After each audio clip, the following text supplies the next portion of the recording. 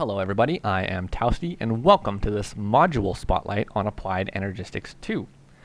The idea behind this video is to show you how the auto crafting system works and not spotlight the entire mod. I know sometimes when I go look for information on how to do things, I'll watch a mod spotlight that can sometimes be 2 or 3 videos, 20 minutes long each, and a lot of information, and I'm really only looking for 1 or 2 pieces of it. So I'm going to start doing these module spotlights where I break it down into shorter videos and just look at certain aspects of mods and eventually cover it as a whole. So I know it's kind of weird to start here, but we're going to start with Applied Energistics 2 Auto Crafting. We are playing on Minecraft 1.7.10. We have a bunch of mods installed. If you go to the ATLauncher, the ATLauncher, download and install the Bevo tech pack. That's pretty much what we're using with a few modifications. So here we go. So to begin, I'll show you what I've set up here. I've got a couple ME controllers, some dense cabling, a drive with 64K storage drives, security terminal, I'll explain that later, and I've got this digital miner from Mechanism just pulling in stuff so that I have things to work with so that it populates my ME system with items and I don't have to spawn it all in. And it's a bit more realistic feeling that way. So that's that side. Then you come on this direction, we have our crafting terminal, our ME pattern terminal, wireless access point so I don't have to come back if I forget something, and I'll explain this section later. So in order to get started with our auto crafting, I'm going to branch off here because you need a good bit of space to work with. Wow, that is not what I meant to do. And I'm just going to run this cable like this because I know that's how I'm going to want it set up, but you do not have to do that. Okay, so to begin, you no longer need the big structures and stuff from Applied Energistics 1. The whole crafting system has been almost completely overhauled. So what we're going to want to get started is this ME pattern interface. Or sorry, ME interface. I don't know why I said pattern. There are 2 versions of this. There is the block interface, which looks like this, which you can use, or the facade interface. Either one work. They do the same thing. In this case, I'm using the facades because it looks better for this particular use. All right. Then what you're going to want to do is you're going to want to get a molecular assembler. I'm not going to go through all the recipes in depth. However, they are all in NEI. It works great. And if you're playing this without NEI, well, I just don't. It's a lot easier. However, all of the recipes are listed in depth on the Applied Energistics 2 website, which I'll link in the description below. So this is our molecular assembler. It's a fairly decent crafting recipe. You're going to need several of these over time, so it's not the easiest, but it's not the hardest. So you're going to plop your molecular assembler down. It has to be connected to some cabling. That is not the interface. The signal will not transfer through the interface. So that's why I have this cable underneath. All right. If you connect it properly, you'll see that it glows. Oh, I should mention, underneath this, I have a creative ME energy cell, just so that it needs power. All right, this whole system needs power, but that's what's powering it right now. So we're looking at this. This is our new auto crafter. This little block will craft anything that has a recipe that would be done in a crafting bench or your crafting square. So if you can craft something in those 2 spots, then you can craft it using that block. However, you need a pattern to do so. So we go to our pattern terminal and we have some patterns here, right? Fairly simple. You need some quartz, some glowstone, some quartz glass, and some iron. Put them in this slot here and you're ready to make your pattern. So in order for Applied Energistics to know what you're going to make and the recipe for doing that, you have to encode it onto this disk. So what I'm going to do is I'm going to teach my ME system how to make dark oak wood planks. And it's really simple. Basically, you take an oak wood log, click it in the middle, or click it anywhere in here, and it'll guess, it'll say, okay, this is what it'll craft. It'll craft 4 oak wood planks. Simple, vanilla recipe, nothing special. Once you're satisfied with how it looks, you click encode, and you get an encoded pattern with the recipe on it. All right. So what we're going to do is we could say this. We could put it into the molecular assembler. It will now know that recipe. And if I put this in here, it'll make it. Bam. And it'll actually spit it out into the interface, and go back into the system. So now we have these 4 oak wood planks. All right, great. However, that's not really helpful. While it can see that it's sucking up these planks, like the interface will pull, or the molecular assembler will push the planks into the ME system. That's great. However, it can't see this as a crafting recipe as we have it set up right now. So I'm going to take this out of here and I'm going to put it in the interface. So we have this row for patterns. All right, now if I come over here, you will see that it says we can craft an dark oak wood pattern. Okay, so that's pretty much the basics.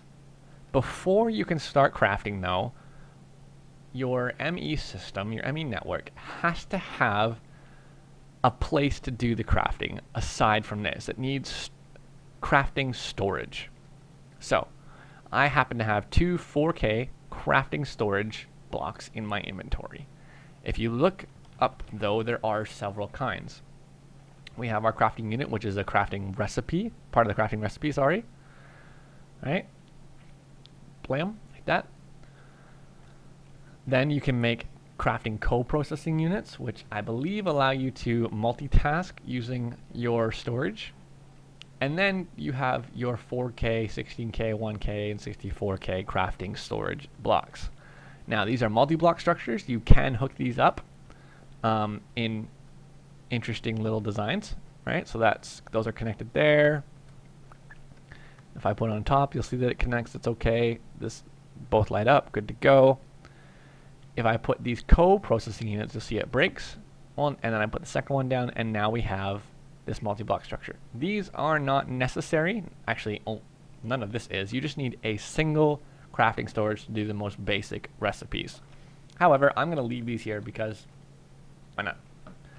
So I am ready to craft. If I go to my pattern terminal, or actually if I go to my wireless terminal, it doesn't matter. We can see that there is a crafting recipe for dark oak wood planks. If I click on it, it brings up this interface.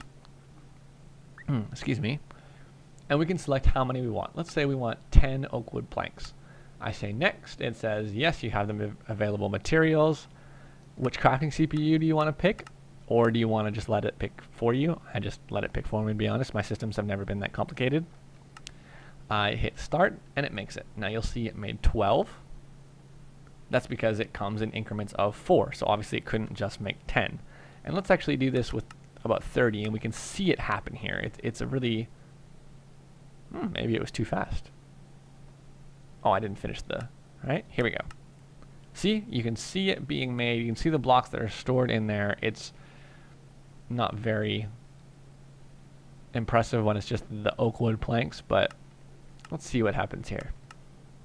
Dum dum dum dum dum. So that's one way to see that your ME system is working. You can see it charging through these different materials and recipes. Another way is from any terminal, whether it's your wireless, your crafting, or your patterns terminal, you have this button up here. This is your crafting status button. It will monitor the jobs that are being crafted. Obviously we're done, so I will show that a bit more later. Okay, so next what we want to do is we want to look at machine crafting, or different kinds of crafting recipes, specifically the processing crafting. So say I want to make something like an iron chest from the iron chest mod. If you haven't seen them, they are great chests. The iron chest mod is a wonderful mod that adds compact, larger sized chests. And if I knew how to spell it and bring it up, I would, but instead I'll just do it this way. Bam.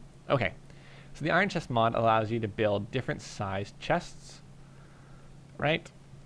That can be very handy. That's a bit bigger than a brown, just vanilla wooden chest. This is a lot bigger. They're compact, they're great. All right, so I would like to make one of these guys in my auto crafting system. It's easy. Okay, I have some wood, so I know how to make a chest. So let's make, that was not what I intended to happen. So now I'm going to make the shape of a chest. All right, that's an easy recipe, knows that, good to go. And I happen to know that the recipe for an iron chest can be done in a couple of ways, but to make the chest itself requires you to have a chest. All right, let's get that to make it for us with some iron around it.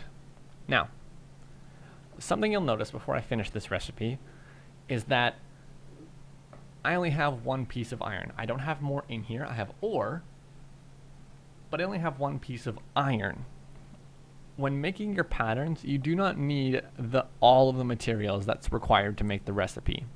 If your recipe is a chest with 8 pieces of iron, you just need one of each thing. If it's 2 chests with 4 pieces of iron, you still only need 1 chest and 1 piece of iron, because these are placeholders. They're not actual materials.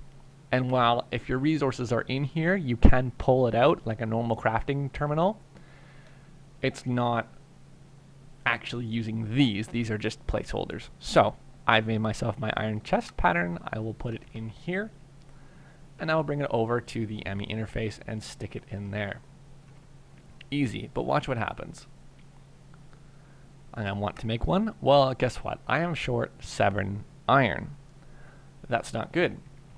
So what I'm going to do is I'm going to set up this great little system. I have a pulverizer and a redstone somewhere. There it is. A redstone furnace from thermal expansion. Now I've put some upgrades in here just to make them quicker. We're going to make sure they're all set up right. I already set these up ahead of time, but I have an output on the top and an input on the back for both of them. So I'm going to come back here and I'm going to grab this interface and stick it here. I'm going to pick up this piece of cable and put the block interface down. And there's a reason for that. They both perform the same function. There's not really a difference, except for the fact that you cannot pipe materials into these facades. Alright, so the facade version of the interface is the same thing, except it will not receive materials like a block.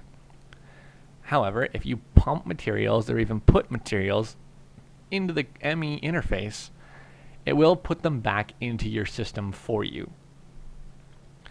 So now if I look, I'll see that I have my more planks in here because the ME interface sucks it up. So what I'm going to say is I recommend that somewhere along your auto crafting system you have an interface that you can pipe the items into. This does a couple things. It saves you channels so that you do not need to have import buses on everything, and it saves a bit of well, it saves a lot of cabling and recipes. Really, that's the same function. Alright, so next what we want to do is we want to set it up so that our ME system knows what to do with ore in order to get ingots. Now, this is modded Minecraft. Obviously, we don't want to tell it just to put it in the furnace and melt it into an ingot. We can do one step better. So let's make sure that it knows what to do with ore, more than just creating one ingot from one ore, but let's double our production. So, obviously what you want to do is actually set up an automated system to make sure that it is always exporting ore to some degree. That seems to be easier. That way you always have the ingots. You don't just have rogue ore sitting around. However, there are dangers in that. Sometimes you need certain ores to be processed in certain machines to get byproducts. And sometimes you just run out of ores and things. And my skin just disappeared. That's very strange. Whatever. Okay, so excuse me. So what we want this to do is we want to set it up so that it can make our iron ore into iron dust, or pulverized iron, sorry, and then into ingots, instead of just skipping that step. So what we're going to do is we're going to come back to our handy dandy pattern terminal, and what you used to be able to do is just take your iron ore and slap it in there and then tell it what you want the output to be, and it would accept it. Well, now there's two different modes of pattern creation. There is the pattern terminal that, sorry, obviously they're both in the pattern terminal, but there's the crafting pattern and there are the processing patterns. In the processing patterns, you dictate what the output will be from a crafting recipe. So instead of where the crafting pattern it just guesses based on crafting systems and recipes. So, you know, it knows that when I set this up, that's a chest. It knows that because it's a crafting pattern. With the processing pattern, I have to tell it what's going to happen. So I take my iron ore, I take my 2 pulverized dust, because I want it to know that from 1 iron ore comes 2 pulverized dust. And I encode that. And then I take a single pulverized iron and 1 iron bar, and I encode that. So now we come over here, we have our pulverizer and our redstone furnace. What's going to happen is I want it to put the iron ore into the pulverizer, and then put the pulverized iron into the redstone furnace. Alright, so I'm going to say my pulverized recipe goes here. If you hit shift, if you hold shift, it changes from the pattern icon to what you're actually making, what the output will be. So if you have a load of patterns and you're trying to find a specific one, that can help. So pulverized iron goes into the pulverizer, and then we look at the interface for the furnace and we tell it to take our pattern for pulverized iron into iron. Okay, so now if we come over here, I want to make my iron chest now, and I hit next. It knows it can craft 7 iron, and to do that it's going to make our ore, and it'll follow all the steps. So here we go. So we see that this is running, and eventually we're going to see some of this in here as well. Dum, dum, dum, dum. Oh, I'm sorry, I forgot one crucial step. Okay. So I'm going to do this. I'm going to, what's the easiest way to go about getting items out of here? Not using ME, or AE, sorry. BuildCraft, no. Let's just use Ender IO, because I've got it with me. I'm going to take some Ender IO item conduit, slap it on the top here. Output's fine, input. There we go. Alright, so what's happening is it's going to output all of the pulverized iron up here and put it into our ME interface, which will take it back into our storage drives. Then the system will output the pulverized iron ore to the furnace, create regular iron, send it over here, and finish my crafting. So I should have 1 iron furnace now. See? So it's very important to note that with the crafting recipes, with all of them, it's not finished until the item that you're trying to create ends up back in the ME system. So if I created crafting recipes for pulverized iron to iron, but then made my machine automatically output it, you're kind of skipping a step. It might work, it might not. For some things it does, for some things it doesn't. It is a very smart system. However, just remember that it has to go back into the ME system to complete the recipe, or to complete the crafting. Okay. Well, that is the basics of crafting. You have seen the pattern craft, or the regular crafting bench patterns, and you've seen the processing patterns. You need this pattern terminal with blank patterns. You need a 4K crafting storage. I'm going to do this. I'm going to set up something a little different just to show you if this works or not. Let's say we want to get, let's do it with copper. I'm going to take some copper here and just stick it in the pulverizer right quick. Whoops. So I'm going to say that, where's that copper? There it is. My copper ore equals, ooh, that is not what I meant to do. My 2 pulverized copper. And my pulverized copper, well, I can't believe I just got rid of that, equals 1 copper ingot. Spawn it in for simplicity's sake.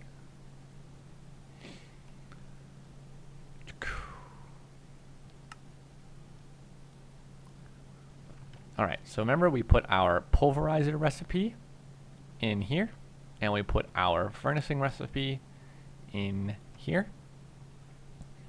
So I'm going to say this. I'm going to say, make me 40 chests, and also make me 100 copper. You'll see that there are no CPUs available. So, what does that mean? It means that in order to have multiple crafting systems, you need a better CPU. or a better crafting system than I have set up here. Maybe it needs to be bigger. I will show you. Crafting. Let's try this. You can connect them, all right. So we'll do about 100 of these, and we'll say start, and we'll do about 100 of these, and still no crafting CPUs available. However, it is screaming through these, so that's simple. Let's see what happens if I do this. It's still making my chests. It's making all the wood first. And now if I go like this, same thing. So in order to have multiple crafting things at one time, you need to have a good setup. And I will show you what that is right after we get back to our spotlight here. But before I do that, let's look at this. In AE2, this is going to be a little bit out of the module. A lot of the crafting components are these processors, right? And this is similar to AE1, but you have 3 different kinds of processors: calculation, engineering, and logic. They are all made in these inscribers. They're kind of a pain in the butt to automate because inscribers have a couple things going on. They only take one item in each slot. So I cannot put a stack of gold into the inscriber and have it create a bunch of pressed engineering presses. Right? So, I cannot put a stack of diamond in the inscriber to have it make a bunch of printed engineering circuits. I can only do one at a time, which means I have to sit here or put a hopper on or something. That's all fine, except you need to have it pulling out as well. It will stack the completed process, but if I then wanted to switch it with a different inscriber press and a different material, I would have to come and manually do that. So what I have set up here, just to show you, is a way of automating the creation of the calculation and all of that good stuff. So what's going to happen is I'm going to just throw these in here. I've already set up the recipes, where basically this interface has a recipe for the logic processor, the engineering processor, and the calculation processor. It will output all of the materials required into this chest. Interfaces can do this. Again, it doesn't matter what it's next to, so long as the completed result goes back into the ME system, it will know that it's done. So it puts all that it needs into this chest, then it gets sucked out of here. So this Ender IO item conduit has a filter in it. And the filter is telling it to extract anything except for the completed circuits. Now that was for a different setup. It's not really necessary. It's just on extract with these as a blacklist, just in case somehow they end up back in that chest. Now on the inscribers, on this side all the way down, all of these Ender IO conduits are just set to extract whatever is completed. They will pull everything from this slot out. On this side, we have whitelisted the correct item to be input. So for example, for the calculation circuit, you need a piece of pure Certus quartz in this press with this calculation press. Once that's done, it'll create it and it'll pull it out. That goes for all of these. We got silicon, gold, diamond, and pure Certus quartz that we would need. Once that's done, it will pull out the completed press. So it will pull out, for example, the printed engineering circuit from the top slot here. And it will move it over to this inscriber, where we will see that it needs a redstone and a piece of silicon with this completed circuit. So let's just request here some circuits. I want, for example, let's get one of each. Or sorry, let's get 2 of each. 2 calculation processors. Let's try that. All right, so you'll see that it should come over and start to fill up these slots. Should. Did I not start it? Oh, I don't think I hit start. Okay. So you see it output it all into this chest, and this chest sucks it all up and places them in the places they need to be in. So we got pure Certus quartz down here, we got silicon up here, and we got redstone that got put in here. Eventually, everything gets moved over into this, and it will press them. We've got redstone going in the side, and then we've got everything being extracted from this side as well. We've got silicon going in the top, I believe. Or no, sorry, in the bottom. And then any of the printed circuits are going in here. See? So if I were to request, let's go 2 of these, start, excuse me, it would start those, it would output everything.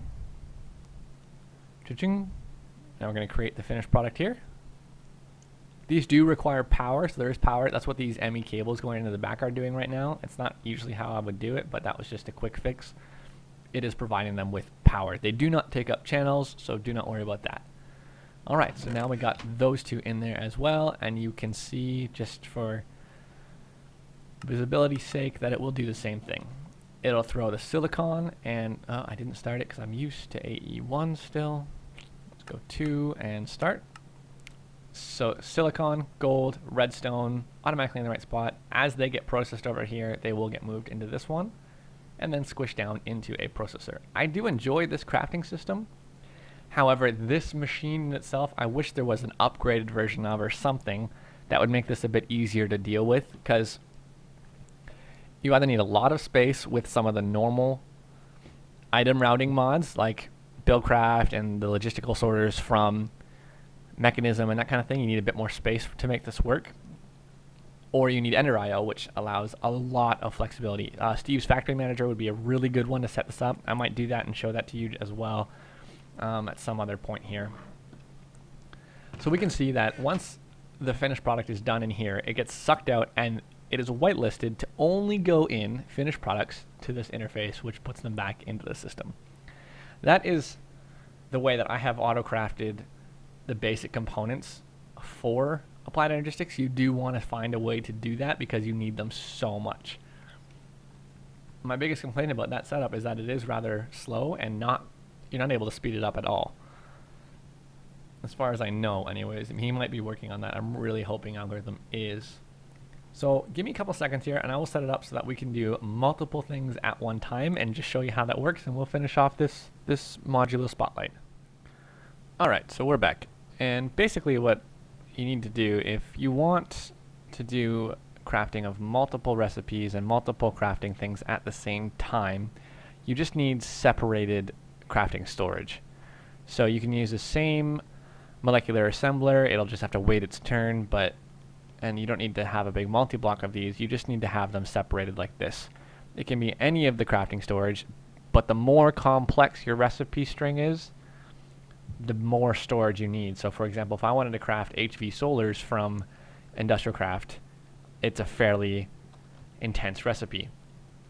And so there's a lot of steps to it. So I have HV solars from Compact Solar Arrays here, which means I need all of these, and just to kind of work its way down would take a very long time. That is something that would definitely need a 64K storage, or at least one of the higher tier ones. If you're just doing basic stuff, you can start with the lower storage ones and work your way up. I would suggest doing a couple of the small ones and then creating the recipes for the auto crafting components to get to the higher storage disks, so you don't have to make a ton of those by hand.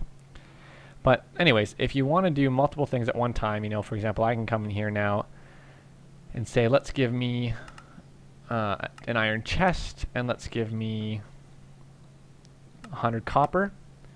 It'll separate between the two. It'll wait its turn for the iron and the copper, but you can see here, this one is done its crafting, and this one is working on it.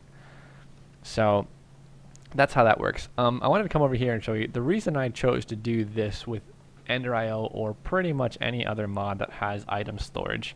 Steve's Factory Manager, again, would be a really good one to do it with because it's compact, is because when you do it with AE, it gets fairly complicated. You have to have a subnetwork, otherwise you're kind of always going to be exporting a lot of your resources.